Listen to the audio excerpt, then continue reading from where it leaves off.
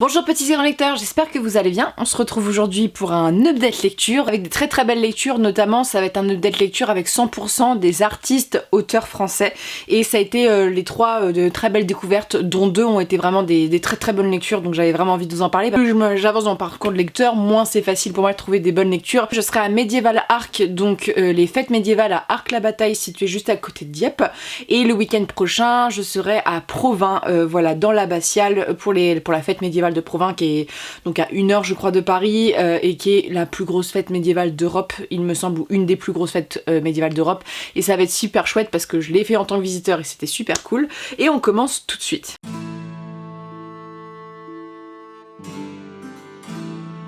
Je pense qu'il est important de commencer par le graphique voilà, de cette update lecture.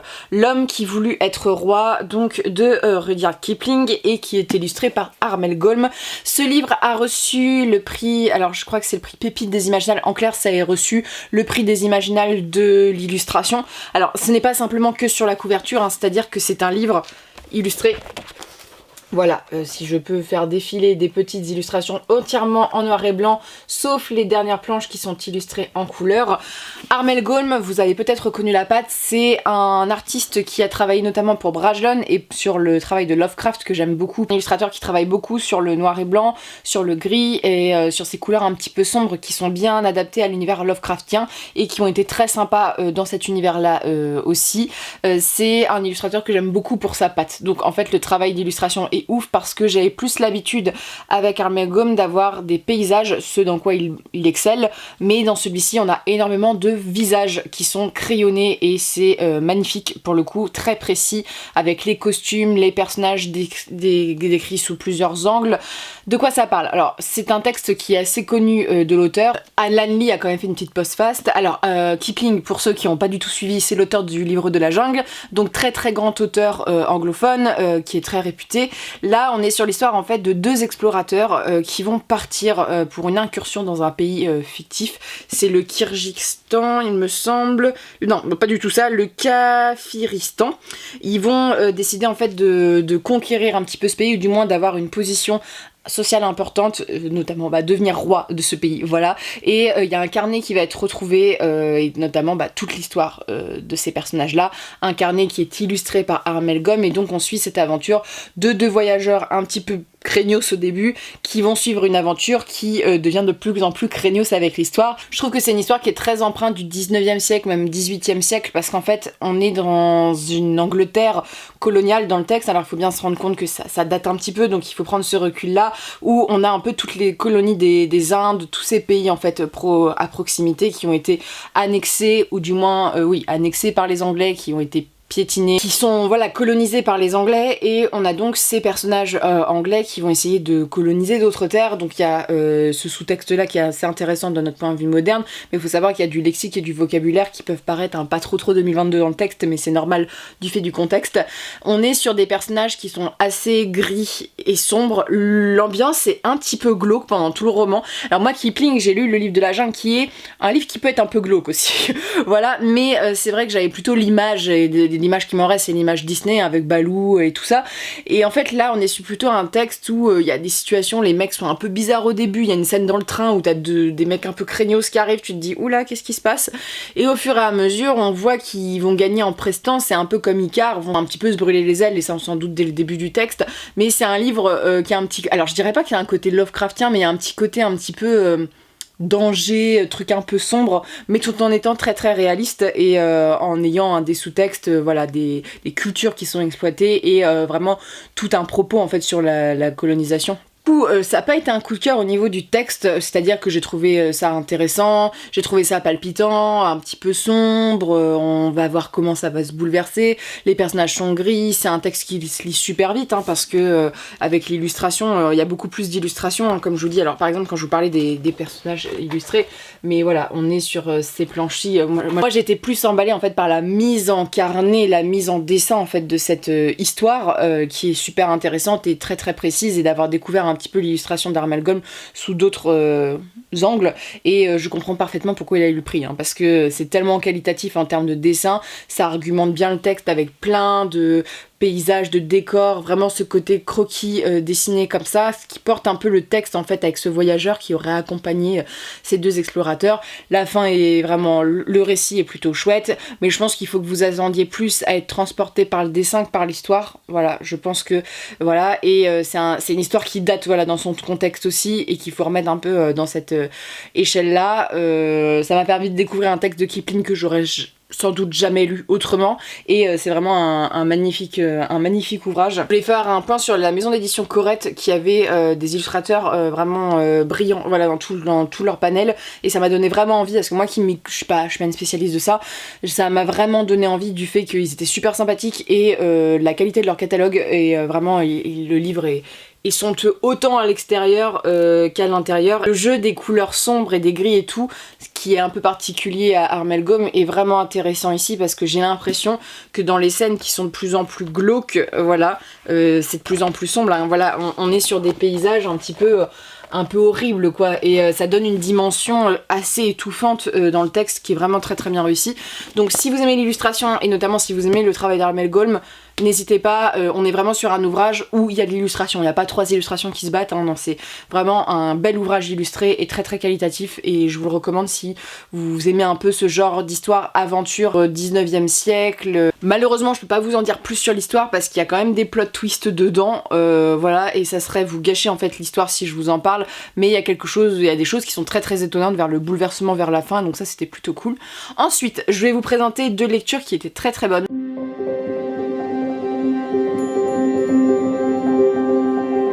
Le premier, alors c'est un recueil de nouvelles, mais un petit peu particulier comme recueil de nouvelles, c'est-à-dire qu'il y a des nouvelles qui s'entrecroisent et qui... En fait, les nouvelles construisent un univers. Voilà, et c'est la suite d'un recueil de nouvelles que je n'ai pas lu, mais qui peut très bien se lire indépendamment, ça va tout seul. Il s'agit donc de 1922, Célestopol, donc chez L'Homme sans nom d'Emmanuel Chastelière. Emmanuel Chastelière, pour ceux qui ne suivent pas, c'est quelqu'un qui a travaillé sur le site Elbakin, qui est un des premiers sites français à avoir mis en avant l'imaginaire.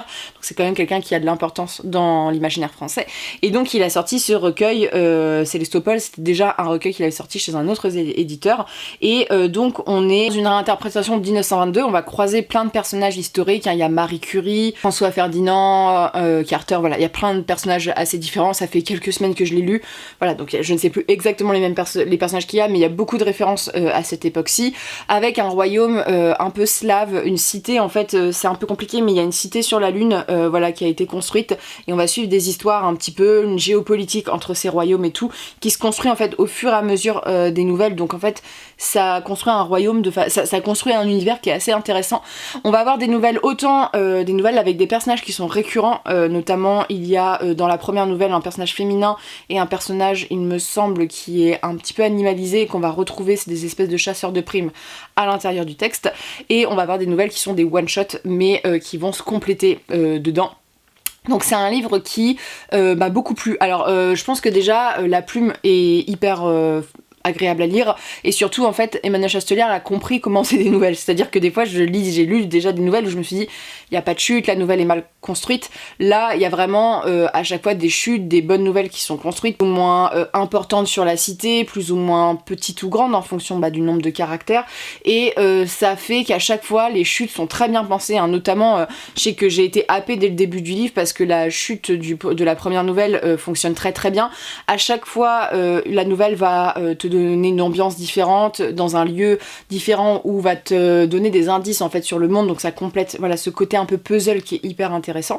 Et surtout c'est l'univers qui est très très bien construit en termes de géopolitique, en termes de ville, de personnages qui s'entrecroisent, à réussir à faire vivre des personnages fictifs et des personnages qui ont existé, avec le contexte historique qui est bien retravaillé, ça c'est vraiment cool, des personnages attachants et une diversité, hein, c'est-à-dire qu'il va y avoir autant des nouvelles qui vont traiter des sujets qui sont liés à la science, d'autres qui sont liés à l'amour toxique, l'autre qui vont être liés par exemple à l'art, voilà, on a plein de choses différentes dans des lieux différents, ce qui fait que c'est hyper rafraîchissant à lire, on s'ennuie pas, c'est pas redondant du tout, et notamment je crois que c'est une des dernières qui est illustrée, donc la jeune femme qui qui est ici, qui réinterprète l'hypothèse que Anastasia, vous avez tous vu Anastasia j'espère, très bon film d'animation, donc Anastasia Romanoff aurait survécu au massacre des Romanov, et donc là ça parle un petit peu de ça, et il y a un côté un petit peu SF dedans parce que il y a des automates, c'est un côté un peu steampunk, c'est très original, mais en même temps c'est très accessible et je trouve que c'est vraiment une réussite. Si vous aimez l'Uchronie, si vous aimez le steampunk, si vous aimez le 19e siècle, je trouve sincèrement que c'est un très bon ouvrage. Pour le coup, c'est une réussite, ça m'a poussé l'envie de lire d'autres choses chez L'Homme sans nom. Alors bien sûr, comme dans tous les recueils de nouvelles, il y a des nouvelles qui sont plus intéressantes que d'autres, notamment moi j'ai beaucoup plus aimé les premières nouvelles, un petit peu un creux au milieu du récit, et les dernières étaient très très bonnes, voilà, mais ça c'est une question de goût, c'est les thématiques qui sont traitées. Ce que j'aime beaucoup, c'est que c'est beaucoup de personnages gris avec pas mal d'envies différentes, de nuances en fait qui apportent vraiment au récit. Donc voilà, ce qui peut poser le problème pour un lecteur, c'est que ce soit des nouvelles, et ce qui est assez frustrant parce qu'en fait à chaque fois on a envie d'en savoir plus sur ce monde, voilà, parce qu'on a un monde qui est construit, mais c'est vrai qu'on a des détails à chaque fois qui nous permettent de construire le monde. On n'a pas un world building, moi en tant qu'amateur ça m'a frustré en fait le world building, parce que j'aurais aimé avoir encore plus de détails. Après je dis ça, je n'ai pas lu le premier recueil, donc voilà, et je pense sincèrement pas le lire pour une objection hyper bête de ma part, mais je trouve la couverture affreuse, donc ça me donne absolument pas envie de le lire et de l'avoir, mais pour le coup ça me rebute, hein. La couverture me rebute beaucoup, mais c'est vrai que on a des éléments comme ça qui font que t'as envie de dire j'aurais aimé avoir un roman complet voilà, en plus, et avoir ces nouvelles qui complètent, mais avoir une vraie histoire, parce que ce qui est assez frustrant dans ce genre de texte, c'est qu'il y a des personnages auxquels on s'attache, il y a des histoires qu'on trouve vraiment palpitantes, et en fait ça coupe et on passe à autre chose, et des fois t'es en mode j'aimais bien en fait l'histoire, donc c'est un point positif, c'est un point négatif comme ça pourrait être un point positif, ça veut dire que les nouvelles fonctionnent bien, mais je pense que là c'est vraiment, ça n'apprécie pas ou non le genre de la nouvelle, mais pour les appréciateurs de nouvelles, je pense que ça peut passer vraiment très très bien. Ça me donne envie de lire d'autres choses d'Emmanuel Chastelière. J'avais déjà découvert son travail chez Scrino Chouchara, qui était vraiment très très bien, avec Antelmo Schkorn il me semble, donc qui était une espèce de dystopie assez intéressante, et donc voilà, je vous laisse découvrir, mais ça a été une plutôt bonne lecture. J'ai été surprise par ma lecture parce que je pensais que ça allait être sympa, mais je pensais pas que l'univers allait me plaire autant, et puis enfin un livre de steampunk où je suis pas déçue, parce que moi le steampunk j'ai des hautes attentes avec le temps, et notamment j'aime bien quand les réinterprétations historiques sont crédibles, et là pour le coup moi j'étais totalement dedans, donc je vous conseille, pour le coup n'hésitez pas, et moi ça m'a changé un petit peu de ce que je lis habituellement, parce que c'est plus steampunk science-fiction que fantasy, et ça fait du bien de temps en temps, voilà, et la couverture est plutôt sympa. Peut-être qu'en fait j'aime la SF, voilà, c'était la découverte, en fait peut-être que tu aimes ça, voilà, mais vraiment très très cool, et l'auteur est d'une gentillesse, vraiment il est très très sympathique.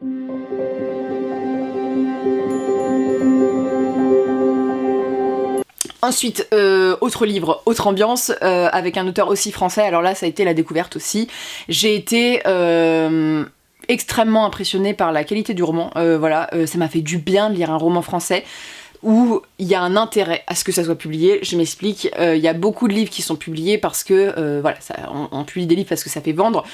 Là, je trouve que le livre a été publié aussi dans l'optique de proposer autre chose. Ce n'est pas une histoire vue et revue, ce n'est pas une histoire, une narration des personnages qu'on a vus et revus. Ce sont pas des choses que j'ai forcément déjà lues, et ça fait du bien parce que, sans vous le cacher, je vous le dis de temps en temps, un livre n'a pas besoin d'être original pour être bon, mais c'est vrai que parfois la fantasy, on a toujours l'impression de bouffer la même chose. Et là, j'ai trouvé que c'était différent. Et le style de narration était très très bon, et ça m'a vraiment donné envie de découvrir plus de choses de l'auteur. Je vous présente Le Chien du Forgeron, donc de Camille Le Boulanger, je crois que c'est ça, Camille Le Boulanger. Une découverte chez Argile, ça m'a tellement plu que j'ai acheté un autre livre de chez Argile depuis. Donc Argile, qui est une petite maison d'édition qui est déjà là depuis quelques années, et qui est déjà là et qui s'est déjà imposée, mais qui voilà, est très qualitatif. J'ai décidé d'acheter ce livre pour la simple raison que y a un libraire avec qui je parle de temps en temps, qui me l'avait énormément conseillé quand j'étais allée dans sa librairie, et qui m'avait dit c'est vraiment un truc à lire, ça va te plaire et tout, et il avait raison. Alors on va commencer je pense par l'élément négatif que je ressors maintenant tout de suite, parce que sinon je risque de l'oublier. C'est un livre qui personnellement m'a plu, mais je pense qu'il ne pourra pas plaire à tout le monde parce que le personnage principal est pas un personnage du tout agréable. Alors moi j'aime bien les récits où on nous fait pas des personnages qui sont attachants parce que j'en ai marre qu'on essaye de vendre au lecteur. Regarde, le personnage est attachant, on a envie de le suivre et tout. On a un personnage qui est très violent, donc je vais vous raconter de quoi ça parle, mais on est donc sur le chien du forgeron. C'est un jeune homme. Alors on va suivre l'avant de sa naissance, comment il a été procréé un peu d'une façon chelou, et après, son destin. Le chien du forgeron, c'est un personnage dans cette histoire-là, un personnage qui a existé, mythique, et on va suivre un narrateur qui va raconter sa vraie histoire, ou du moins sa version des faits. Il l'a rencontré plusieurs fois, il va raconter son histoire. C'est donc l'histoire d'un enfant, qui va obtenir son nom d'une façon que je vous laisse découvrir dans le récit, mais qui a été conçu d'une façon assez hard. Alors je vous dis, c'est un texte qui est un peu dur, alors notamment on est sur un texte où il y a de la violence dans tous les sens du terme. Sa mère, qui est une personne importante de la royauté, la sœur ou la fille, je ne sais plus, d'un personnage important, d'un roi important d'un royaume, va être forcée, donc déjà ça va bien dès le début, à épouser un homme beaucoup plus vieux qu'elle, assez gras, donc vraiment pas le prince charmant qu'elle attendait, et dans un royaume que moi j'ai un peu imaginé plutôt oriental dans le texte, je sais pas pourquoi, mais plutôt dans le sable, le désert et tout, plutôt dans cette ambiance-là, c'est ce qui m'a plu aussi dans le texte. Sa mère va s'enfuir. Voilà, elle est assez jeune, elle ne veut pas du genre que la nuit se passe avec son mari, et elle va être enlevée par une bête qui va la forcer à avoir des relations avec elle, et elle va donc procréer des enfants, un enfant, je vous laisse découvrir dans le texte, qui est donc ce jeune prince qui se comporte plus comme une bête que comme un humain. Et on va suivre donc son parcours de guerrier. Quand je vous dis ça, vous allez vous douter tout de suite que c'est un roman qui est très violent. Voilà, c'est un roman qui est très violent, mais j'ai trouvé que Camille Le Boulanger avait... Je trouve qu'il y a un très bon équilibre, malgré le fait que c'est une violence, en fait elle est omniprésente, et le personnage du chien est un chien, on le sait dès le début, ce personnage a fait des actes, voilà, comme Buenvenuto, voilà, dans Gagner la guerre, ce sont des personnages qui sont mauvais. Le truc que j'ai trouvé bien fait, c'est que dans les scènes de violence et dans les scènes d'agression, notamment faites aux femmes, elles existent, mais l'auteur ne prend pas plaisir à les décrire, voilà, et à se mettre dans la tête de l'agresseur. Ça, c'est, je trouve... un bon point, voilà, un bon point pour l'auteur. Et donc c'est un roman qui va présenter ce personnage. Je vous laisse découvrir, c'est une narration, voilà, d'un narrateur qui va vous dire asseyez-vous, je vais vous raconter l'histoire. Et vraiment ce parti pris est très très bien.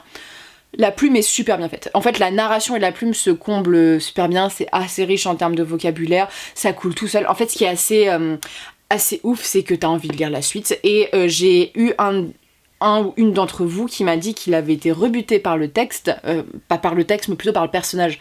Ça avait fait un peu l'effet Gagner la guerre comme moi, mais qu'en fait il avait vraiment lu la suite du texte parce que la plume est tellement bonne et la narration est tellement bien faite que t'as envie de savoir. Voilà, ça se décante à chaque fois et t'as envie de dire j'ai envie de lire la suite. Il y a un espèce d'effet addictif qui est très très bien réussi. C'est un roman qui est assez court, hein, il fait 240 pages, très consistant en termes d'univers, en termes de world building, on voyage dans plusieurs lieux, tout en gardant le fait que c'est l'histoire du chien. On va pas s'apesantir dans d'autres trucs, c'est l'histoire du chien. Moi j'ai aimé le fait de suivre un personnage qui est assez sombre, avec plein de références. Alors moi j'ai trouvé qu'il y avait une ambiance orientale, mais au lieu de l'ambiance orientale, je trouve qu'il y avait une ambiance antique, un peu gréco-romaine assez présente. Alors c'est peut-être par les costumes et tout, mais ce qui est assez bien fait dans le texte, c'est que il y a plein de choses qui font très tragique. Il y a des choses qui m'ont vraiment parlé au niveau tragique, latin. Je pense que Camille Le Boulanger a mis des références un peu à toutes ces tragédies latines et tout, qui sont hyper intéressantes. Voilà, donc il y a vraiment des points, mais ça c'est mon côté littéraire que j'ai trouvé, c'est super chouette d'avoir fait ça. Le deuxième point que j'ai beaucoup aimé, je vous ai parlé du fait que il y avait beaucoup d'agressions sur les femmes dans le texte. Ce que j'ai trouvé aussi brillant, c'est que au-delà de ça, on a des personnages féminins qui sont puissants. Puissant dans le terme que la mère du chien est un personnage, même si il se retrouve dans une situation compliquée, va avoir du pouvoir, va avoir des décisions, c'est pas une nunuche qui reste là, elle est aussi grise comme personnage. On va avoir un personnage, alors notamment c'est toute une scène qui je trouve est hyper intéressante et hyper antique. Le personnage va être envoyé suivre un entraînement et le maître de cet entraînement c'est une femme, et avec une société qui est assez féminine et on va dire matriarcale, et c'est vraiment très très intéressant. En fait, c'est vraiment des bouts d'histoire qui s'enchaînent et très très bien, avec des éléments très très forts, plein de personnages qui gravitent autour les uns des autres, et ça donne un récit construit. En fait, ça a l'air déconstruit la façon dont je le dis, parce qu'en fait le récit est complet, quoi, et j'ai envie de vous dire que essayez, voilà, essayez et laissez-vous conduire, parce que cette histoire, j'ai rarement lu un truc, ça faisait longtemps que j'avais lu un truc où j'avais trouvé de l'intérêt dans l'histoire. Comme je vous dis, on a plein de cultures qui sont exposées, un petit peu travaillées, puis c'est des choses qu'on ne voit pas, on n'est pas dans le Moyen-Âge avec les épées, les chevaux et tout ça, on va un petit peu plus dans la différence. Il y a aussi tout ce mythe avec les dieux, la mythologie, cette bête, voilà, toute la narration, la fin est magnifique, vraiment c'est un très très beau texte, c'est vraiment cousu narrativement, quoi. On voit que c'est bien cousu en mode tout s'enchaîne, tout est bien pensé. Plein de références, je trouve, à toutes ces tragédies. C'est un texte qui est triste, hein. C'est un texte qui n'est pas là pour... c'est de la fantaisie adulte, pas là pour boire le thé, hein. Il y a des choses qui sont extrêmement violentes, c'est un texte violent, alors que ça soit au niveau des batailles, au niveau du personnage du chien, qui est un personnage assez ignoble, c'est-à-dire qu'il est violent, il est envieux, il a un comportement, il a pas beaucoup de qualité, le chien. Mais ce qui en fait un personnage assez fascinant. Sans l'aimer, on est un peu fasciné par le personnage, et de voir comment l'auteur a réussi à articuler en fait les caractéristiques de l'animal autour de la bête, voilà, autour de l'humain. C'est très intéressant. Je vois que Camille Le Boulanger enseigne le français. C'est peut-être pour ça que je trouve qu'il y a des références un peu littéraires, du moins qu'il y a un truc un peu construit, texte littéraire que j'ai bien aimé. Donc c'est une histoire d'une légende autour d'un personnage, et ça fait réfléchir aussi sur l'homme derrière la légende, comment on construit des légendes, la narration qui est faite par le bouche à oreille. Bref, c'est toute une construction comme ça dans un univers de fantasy qui est tout à fait crédible, où on se dit ça pourrait être très bien des cultures qui existent, vraiment une histoire de héros qui auraient existé.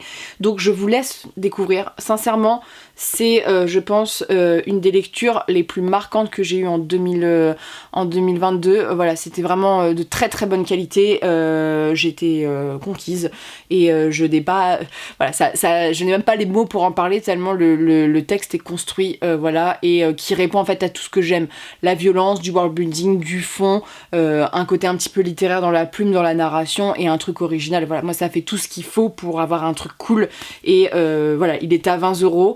C'est un livre qui est un one shot en plus, et je vous le conseille absolument. N'hésitez pas à me dire ce que vous avez lu, j'espère que ça vous a plu. N'hésitez pas à me dire si vous avez lu ces livres, notamment Le Chien du Forgeron ou Célestopol. J'aimerais bien savoir ce que vous en pensez, notamment si vous avez des avis semblables aux miens, ou au contraire, ça serait super intéressant. Et sur ce, je vous souhaite de très bonnes lectures. On se retrouve à la fête médiévale d'Arc la Bataille si vous êtes là ce week-end, et à Provins si vous êtes là le week-end prochain. Et sur ce, je vous souhaite de très bonnes lectures et une très bonne journée.